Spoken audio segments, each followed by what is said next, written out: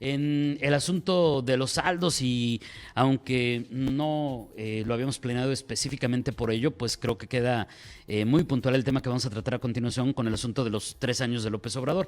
Pero más allá de la política, ¿qué dicen las estadísticas en cuanto a la pobreza laboral en México? ¿Qué hay respecto a los estratos medios, que es de lo que hemos estado hablando mucho respecto a las afectaciones, sobre todo a este nivel socioeconómico, que ha habido con los más ricos? ¿Qué hay con cada una de las entidades del país? ¿Cómo han evolucionado con este tema? Para entender un poco más este tema, le agradecemos enormemente que nos tome la llamada Brenda Flores. Ella es investigadora oficial y de análisis económico en México, ¿cómo vamos? Es maestra en políticas públicas por la Universidad de Calgary y licenciada en economía por el Instituto Tecnológico y de Estudios Superiores de Monterrey. Ha participado como asistente de investigación en el programa de gobernabilidad de recursos extractivos de la Universidad de Calgary y también del ITESM. Brenda, ¿cómo está? Muy buenos días. Hola David, muy buenos días. ¿En qué punto estamos? Bueno, antes de en qué punto estamos con la pobreza laboral, para que todos entendamos, Brenda, si nos lo permite, ¿a qué nos referimos cuando hablamos de este concepto de pobreza laboral? Claro, es justamente la situación en la que las personas no pueden comprar la canasta básica alimentaria para todos los miembros de un hogar con el ingreso laboral del mismo. O sea, que en una familia, que sumando el ingreso laboral de quienes trabajen en ese hogar, si alcanza o no para comprarle una canasta básica a todos los miembros. Muy bien, entonces ya entendiendo qué es pobreza laboral, ahora sí, Brenda, si vamos al asunto de, ahora sí, literalmente de que vámonos a México, ¿cómo vamos? ¿Cómo vamos en México en materia de pobreza laboral? Sí, pues mira, justamente en México, como vamos, cuenta con un semáforo de pobreza laboral. ¿Por qué? Porque aunque la pobreza en realidad es un fenómeno multidimensional que justamente el Coneval utiliza otras medidas, carencias diferentes para poder medirlo y aproximarlo de la mejor manera, pues esto es mucho más complejo y sale cada 2 años. Entonces nosotros utilizamos la pobreza laboral, que es una aproximación pues más recurrente que podemos tener cada trimestre. Ahorita venimos con los datos que publicó el Coneval para el tercer trimestre de 2021 y lo que vemos justamente no son buenas noticias y por eso mismo, pues obviamente son datos que no se comparten en los reportes del tercer año de gobierno, ¿no? Lo que estamos viendo en el tercer trimestre es que después de que habíamos alcanzado un máximo histórico en la pobreza laboral en el tercer trimestre de 2020, pues desde entonces había habido un progreso y se estaba disminuyendo el porcentaje de la población en pobreza laboral desde un 46% el año pasado justamente, pero para el tercer trimestre de 2021 volvemos a ver un incremento y nos encontramos en 40.7% de la población que se encuentra en esta situación, cuando veníamos de 39.9 el trimestre pasado. Estamos hablando de aproximadamente 50 millones de personas en el país que no pueden comprar una canasta básica para todos los miembros de su familia. Es impresionante el conocer estas cifras e imaginarnos, ¿no? Imaginarnos cómo hay 50 millones de personas que no le pueden dar una alimentación adecuada, mínima, a sus familias. Brenda, ¿qué hay cuando desglosamos esto por estado? Porque evidentemente todos tenemos características distintas. Baja California, con el tema de la pandemia, ha estado en un lugar privilegiado, quizá por la frontera, quizá por la maquila, quizá por muchos aspectos, pero cuando tratamos de entender si hay estados que tengan más pobreza laboral, cuáles están a lo mejor en una situación menos grave, ¿qué nos podrías comentar? Sí, pues justamente también se desagrega nuestro semáforo económico por estado y también se puede ver el mapa claramente en la página, donde se ve pues los dos Méxicos que conocemos, ¿no? Justamente los estados que están más cercanos al norte y también algunos de la península de Yucatán se encuentran en mejores condiciones, con menores niveles de pobreza laboral, mientras que específicamente el sureste encabeza la región con más porcentaje de pobreza laboral. Por ejemplo, las 6 entidades con menor porcentaje de su población en esta situación serían Baja California Sur, Nuevo León, Baja California, Colima, Jalisco y Coahuila. Y en todas estas entidades su pobreza laboral es menor al 28%.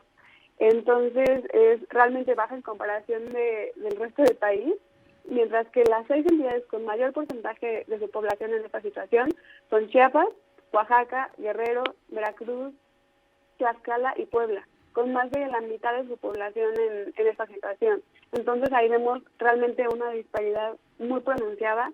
Vemos que sí, los estados más cercanos a la frontera, con mayor dinamismo, que también hubo en Estados Unidos, pues vieron menos afectados sus incrementos en la pobreza.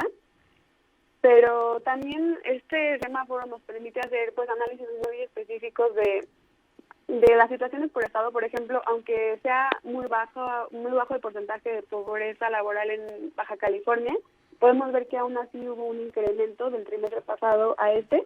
Por eso realmente su semáforo laboral, su semáforo económico, nosotros no lo ponemos en verde, sino en amarillo, porque está incrementando. El trimestre pasado habían alcanzado 21.6% y para el tercer trimestre llegaron a 23%. Entonces ahí vemos un incremento que prende un poco rojo, que cuando hablamos específicamente de Baja California, ¿no? Y otro foco rojo que yo también destacaría es que también tenemos este semáforo por sexo. Entonces vemos que hay también disparidades entre hombres y mujeres. Claramente, en todos los estados es mayor el porcentaje de pobreza laboral para las mujeres que para los hombres. El promedio nacional es que por cada 100 hombres en pobreza laboral hay 110 mujeres en esta situación. Y en el caso de Baja California son 115 mujeres por cada 100 hombres en pobreza laboral. Entonces se encuentra entre los 7 estados con mayor brecha entre hombres y mujeres. Entonces ahí también vemos áreas para trabajar en estados en específico, ¿no? En este caso, Baja California. Claro, y digo, no es cosa menor, como bien ya explicaste, Brenda, porque digo, finalmente en Baja California somos más de 4 millones de habitantes y pues de más de 4 millones de habitantes, pues 23% están en esta pobreza laboral y es muchísima gente entonces la que está en esta condición, aunque pareciera que pues comparándolo con otros lugares es poco, pues no, también es grave. Y me llama mucho la atención, Brenda, la parte sobre esta brecha de pobreza laboral entre hombres y mujeres, esta inequidad que también se puede aterrizar en muchos temas, ¿no? Me imagino que también por ahí está el de la violencia económica, el que la equidad salarial sigue siendo una asignatura pendiente, le siguen pagando más a los hombres que a las mujeres, aún teniendo la misma responsabilidad o el mismo cargo, pero digo, eso es lo primero que me viene a la mente, Brenda, pero tú eres la investigadora y la experta. Habría estos factores y me imagino que mucho más en ese tema de inequidad de género. Claro, mira, si estamos hablando específicamente de pobreza laboral, vemos que mientras que el 38.8% de los hombres están en esa situación en México, el 42.5% de las mujeres lo está. Entonces sí se ve ahí una brecha que necesita trabajo, mucho trabajo, y pues nosotros también lo relacionamos mucho, aparte de los factores que tú mencionas, con el tema de informalidad laboral, porque la informalidad laboral también está fuertemente ligada a la pobreza, porque pues generalmente se asocia a menores ingresos, en promedio un ingreso de la mitad de lo que estaríamos hablando si estuviéramos hablando de empleo formal. Entonces se ven menores ingresos para el empleo informal y aparte menor seguridad pues a futuro, menores condiciones de bienestar para la población que se encuentra en esta situación, y también es una situación que afecta el mayor porcentaje a las mujeres. Entonces hay varios factores que se relacionan y que están ahorita afectando el bienestar de la población en general, pero justamente estamos viendo pues brechas de género que son importantes.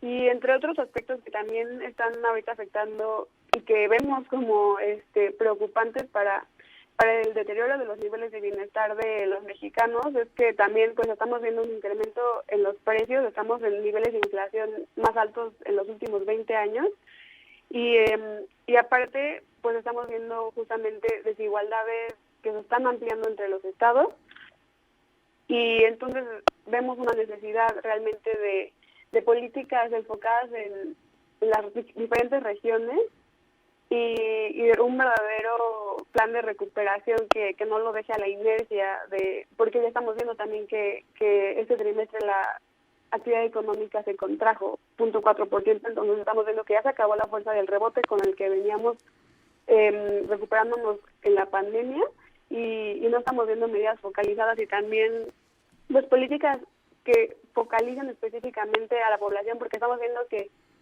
a la población que lo necesita, porque estamos viendo que está incrementando el gasto en programas como las pensiones, pero no están focalizadas a la población más vulnerable.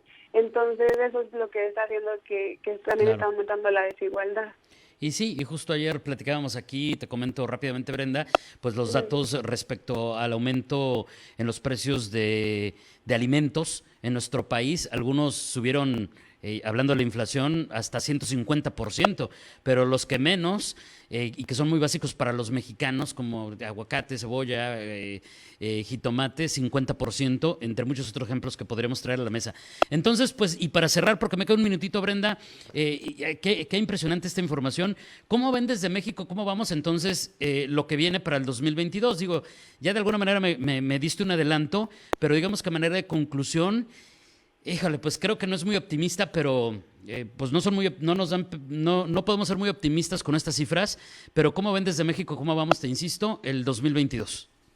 Pues exactamente, se ve cada vez menos optimista desde el cierre de 2021, que esperábamos que creciéramos al menos 6% después de la caída de más de 8% del año pasado, pero ahora las expectativas son que ni siquiera vamos a alcanzar tal vez ese 6%, lo cual también es preocupante. Entonces, pues esperamos que en 2022 se vean mayores medidas para contrarrestar todo eso, sobre todo en los sectores más afectados, sectores como el turismo, en general los servicios, que también emplean en mayor medida a las mujeres que otros sectores. Entonces realmente esperamos ver medidas más específicas, más focalizadas, porque si no, sí se viene un año difícil en el que ya no va a haber un rebote de por la caída, ¿no?, que vimos el año pasado. Entonces realmente está complicado, entonces esperamos que las medidas sean lo mejor y lo más focalizadas posible. Por supuesto. Brenda, muchísimas gracias por toda esta información. Un abrazo a la distancia y muy buenos días. Igualmente, un gusto estar con ustedes. Gracias. Es la maestra en Políticas Públicas por la Universidad de Calgary, Brenda Flores, investigadora oficial y de análisis económico de la organización México. ¿Cómo vamos? Desglosándonos este tema de la pobreza laboral en México. Solamente le quiero rescatar este dato de que en Baja California 23% de los habitantes están en pobreza laboral, es decir, no pueden comprar completa la canasta básica de alimentos, pero si nos vamos a escala nacional, pues subimos a 40.7% de la población, lo que equivale a que 50 millones de personas en México están en pobreza laboral.